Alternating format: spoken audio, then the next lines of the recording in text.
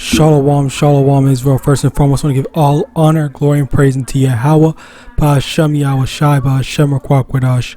Double honors to the elders and apostles, great millstone, shalom to my YAHAWAH, who are diligently waiting to be delivered from this final captivity, as well as a speckled bird that may look like the other nations, but are actually Yasharala. This is Brother Kabul coming at you with another lesson. Today's lesson, it's going to be on, well, yeah, let me explain first before I read this precept, because for me personally, just an observation I kind of been noticing, and this also ties into a previous video lesson that I made. I don't remember, I think yesterday or something like that, where there's this video game that's literally called that. It has a revelation in the title. It's not called Revelation. It has revelation in the title, and I talked about that. Basically, the thing about it is how gradually we're getting to the point where prophecy is. It's not necessarily. Well, yeah, it's not necessarily, maybe not necessarily rampant, but more so the Spirit of the Lord Yahawadah is getting on, his people to be more aware, more conscious of everything that's going on, and where that applies is also in terms of the spirit that the elect is in terms of, okay, are we going in? Are we in the right spirit? Are we following with what Yahawadah wants from us, or are we just going with the flow, or just accepting how society is for us? All right, like, are we complacent with Esau's society, or are we actually waiting / striving for salvation? All right, now the thing about this to add is that when it comes to salvation, the Lord, let me get this before I start off. Philippians chapter 2 verse 12, wherefore my beloved, as ye have always obeyed, not as in my presence only, but now much more in my absence, work out your own salvation with fear and trembling. So basically, you need to be fearful that Yahawadah. Hold on, because there's another precept. You have to be fearful. Hold on, give me a second. It is Proverbs like a flame, something, I don't know, like that. No, hold on.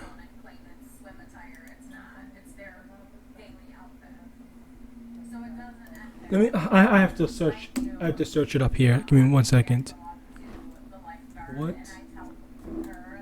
What is that verse in?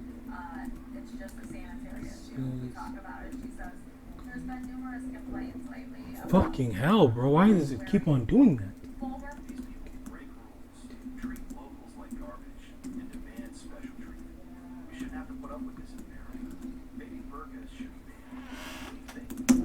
Bear with me, because I'm trying to remember. I actually like that verse, but I'm trying to remember where it's from.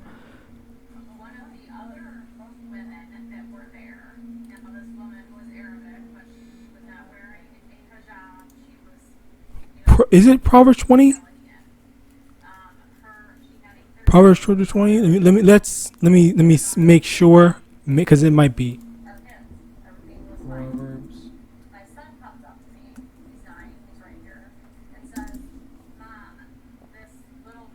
That's definitely not what it is. Bear with me 1 moment.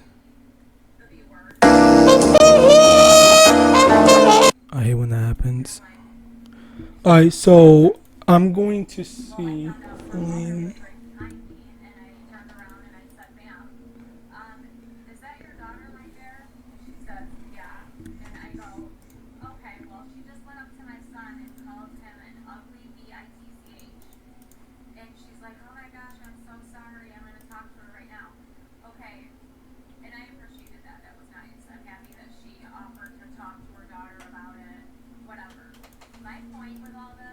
That is okay here. Freaking hell. I'm over here like stressing.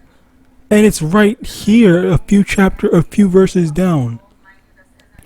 Give me 1 second. Okay, so Proverbs 20, verse 27. The spirit of man is a candle of the Lord, searching all the inward parts of the belly. Searching out, basically, yeah, over here. This is the main thing. Proverbs 20, verse 27. The spirit of man is the candle of the Lord, searching all the inward parts of the belly. And basically, the thing here is that our lives are as our spirit, our lives, whatever you want to call it, are as delicate as a candle flame. All right, where a candle flame is so delicate that even a light breeze could extinguish it, and we don't want our flame to die out. So that's why we have to do our best to protect that flame. Make sure it stays it perpetually stays burning. It perpetually stays ignited and all that stuff. Where what no matter the weather or whatever and stuff like that, we're able to stay in the spirit, or we're able to stay a flame. We're able to keep that flame lit. Now it also goes back to Philippians chapter 2 verse 12. Wherefore, my beloved, as ye have always obeyed, not as in my presence only, but now much more in my absence, work out your own salvation with fear and trembling. Basically, you have to be afraid that, okay, well, if I don't focus on protecting this flame, then the flame is going to die out, and then YAHAWAH he's just not gonna be dealing with me anymore, because it's like a homework example. The Lord basically expects you to keep that flame until Yahawadah returns, and then if you don't have that flame when Yahawadah returns, and the Lord's not dealing with you, or you had made your choice in terms of, oh well, you allowed that flame to die and extinguish so that you can go and be a part of the world, go be a demon or something like that, rather than keeping the flame protected, making sure that you're always fostering and helping that flame stay strong, so that down the line you can be a better servant, better person, whatever, of Yahawadah, rather than just being a slacker, and then okay, well, you're easily swayed, and as a result of that, not malleability, but more so that weak spirit, then you just abandon Yahawadah, which actually leads me onto this. Let me get that. Hebrews 6 verse 4. For it is impossible for those who were once enlightened and have tasted of the heavenly gift, and were partakers of the Holy Ghost, and have tasted of the good word of Yahweh and the powers of the world to come, if they shall fall away, to renew them again unto repentance, seeing they crucify to themselves the Son of Yahweh afresh, and put him to an open shame. Basically, if you fall out the truth, and there's no returning. You're basically, after you had received the warning, after the Lord took you out of the world, took you out of wickedness, for you to just ignore all that he did for you, and just say, okay, well, I just want to go back into the world anyway, I don't care about all that other stuff. And that's when just like, okay, well, you made your choice, because for you to know that and still do what you did, that's evil, that's wicked. All right, Proverbs 16 verse 9. A man's heart deviseth his way, but the Lord directeth his steps. Which basically, this also goes into the Lord is the one that, or Slakia, the Lord made us a certain way, and we might want to do certain things, but it's through the Spirit of the Lord that the Lord guides us into, okay, well, I want to make sure that this flame stays lit.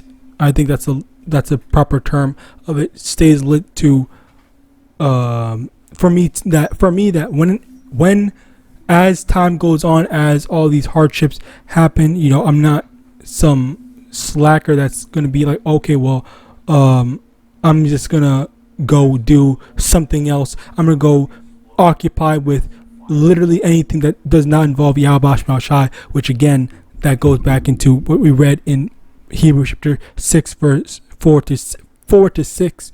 All right, where we need to prioritize YAHAWAH over everything else. Now, over here, let me see.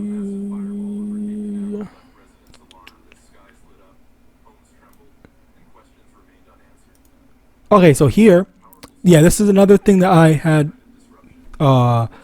made an observation, which, when it comes to YAHAWAH, Luke chapter 12 verse 31, but rather seek ye the kingdom of Yahweh, and all these things shall be added unto you.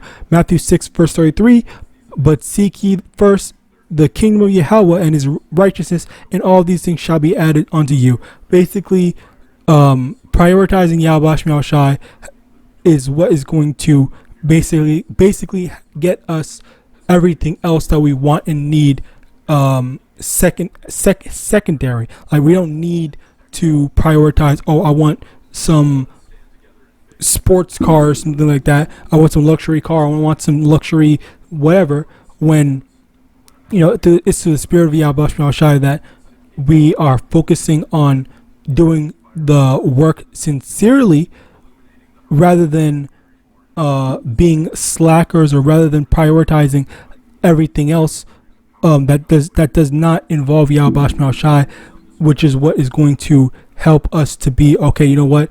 I want this, but above that, I need to focus on YAHAWAH first. And I even spoke on this, 'cause I think I said this yesterday, I think, where what happened was that even though there's this new game that's going to be that's releasing next year, and I said I want that. I said, like, that is one of the top 5 games that I want. I definitely want to play it.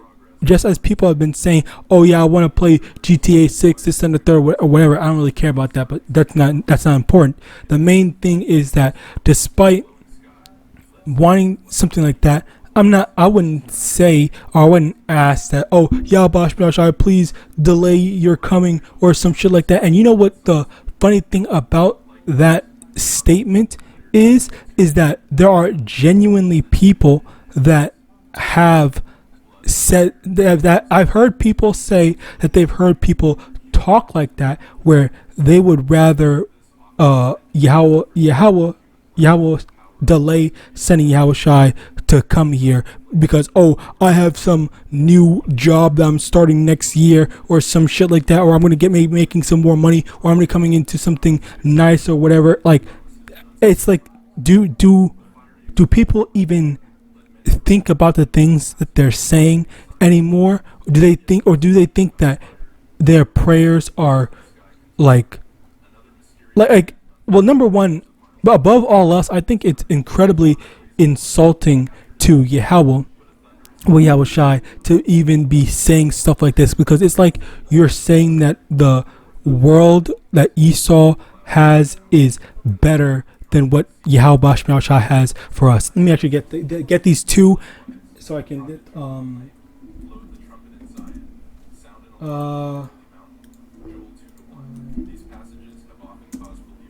So first things first, 1 John chapter 2 verse 15, love not the world, nor the things that are in the world, for if any man love the world, the love of the Father is not in him. And next, what the frick is it?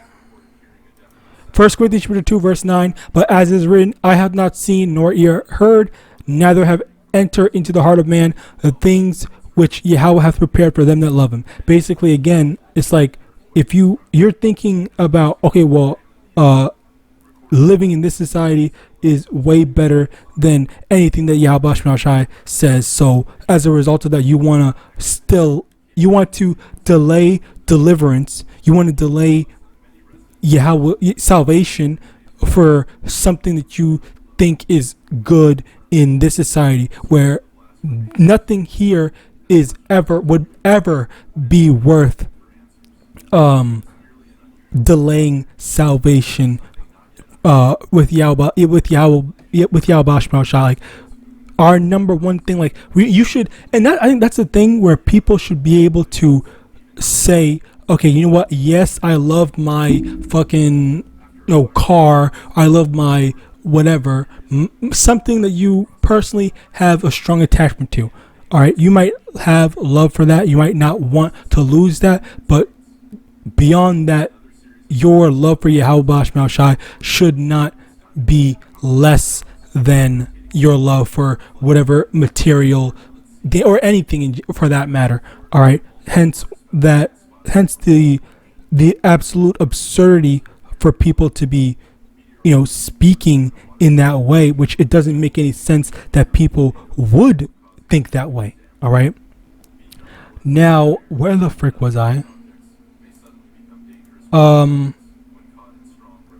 Okay, so yeah, this is another example. So with King Solomon, in 1 Kings chapter 3, with King Solomon, he had asked Yahweh for wisdom specifically. He didn't ask for anything else. He didn't ask for immortality, fucking riches, and all that stuff. He asked for wisdom. Let's read this. 1 Kings chapter 3, verse 8. And thy servant is in the midst of thy people, which thou hast chosen, a great people that cannot be numbered nor counted for multitude. Give therefore thy servant an understanding heart to judge thy people, that I may discern between good and bad. For who is able to judge this, thy so great a people? And the speech pleased the Lord, that Solomon had asked this thing. And Yahweh said unto him, because thou hast asked this thing, and hast not asked for thyself long life, neither hast asked riches for thyself, nor hast asked the life of thine enemies, but hast asked for thy self understanding to discern judgment. Behold, I have done according to thy words. Lo, I have given thee a wise and understanding heart, so that there was none like thee before thee, neither after thee shall any arise like unto thee.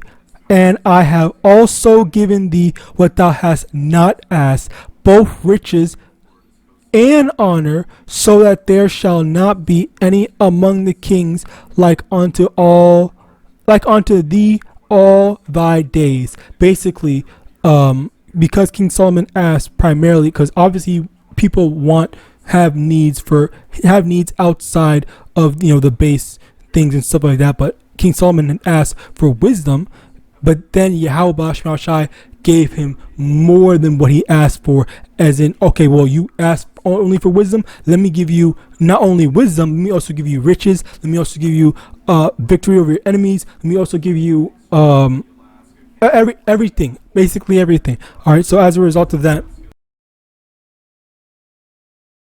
we also need to be in where we should prioritize all these other things, but at the same time, I just saw something funny. Anyway, but at the same time, we also need, by the way, we also need to focus on our number one priority, which should be Yahawadah, and nothing should get in the way of that. We shouldn't be saying, oh well, I think I kind of want to wait until next year or some shit like that. No, you should be wanting Yahawadah to be coming not this year, not next year, but yesterday. Like, you should be wanting him to become yesterday. All right, like there should be no, oh well, I want to wait for this or some shit like that. No, it's just, and this actually perfect precept actually, Matthew chapter 6 verse 19.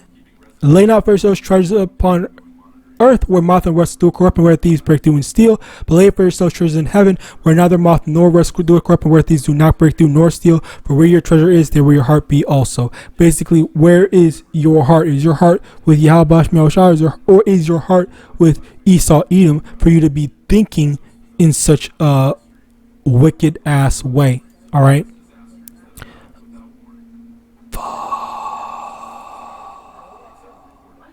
All right.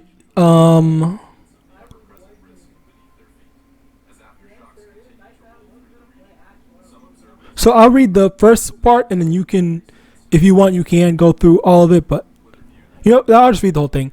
2 Peter chapter 1 verse 4, whereby are given unto us exceeding great and precious promises, that by these ye might be partakers in the divine nature, having escaped the corruption that is in the world through lust. And besides that, giving all diligence, add to your faith virtue, and to virtue knowledge, and to knowledge temperance, and to temperance patience, and to patience godliness, and to godliness brotherly kindness, and to brotherly kindness charity. For if these things be in you and abound, they should make you that ye shall neither be barren nor unfruitful in the knowledge of our Lord YAHAWASHI and Mashiach. But he that lacketh these things is blind, and cannot see afar off, and hath forgotten that he was purged from his old sins. Wherefore the rather, brethren, give diligence to make your calling and election sure, for if ye do these things, ye shall never fall. Basically, when it comes to YAHAWAH, we need to make sure that we are steadfast in practicing the righteous deeds that please YAHAWAH, in all that I just had listed out, where we need to be patient, we need to be diligent, we need to have faith, virtue, knowledge, just be all around in terms of our faith and our dedication to Yahawadah. Because with that, and if we're constantly doing that, then basically, as we read in Hebrews chapter 6 verse 4 to 6, where we will never fall away. We would never have to worry about that terrible time of I'm gonna fall away, I'm gonna fall out the truth, I'm gonna whatever. All right. Proverbs chapter 24 verse 16, for a just man falls 7 times and rises again, but the wicked shall fall into. Hold on, that's not what I wanted. Hold on. It's in Psalms. Though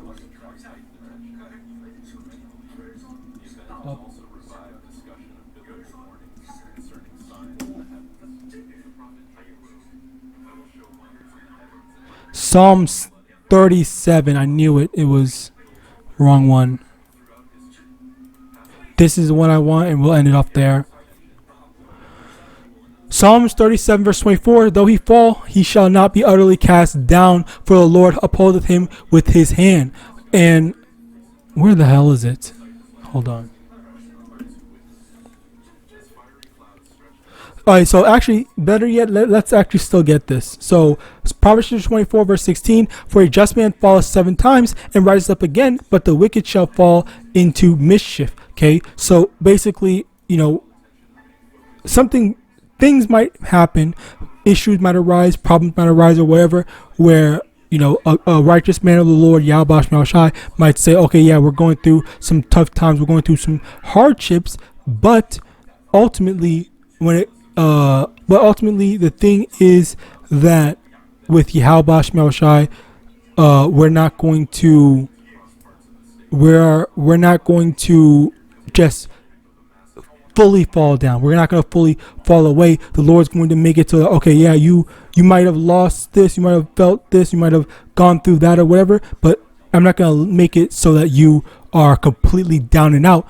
But for the wicked, they don't have that safety net. That's the thing, safety net. The Lord is our safety net, and the Lord makes it so that we can't fall down completely. So with that, praise us most edifying. I want to give all honor, glory, and praise unto Yahweh, Shem, Yahweh, Shabbat, Shem, Kwakwa, double honor to the elders and apostles, great mill, son of God, Shalom.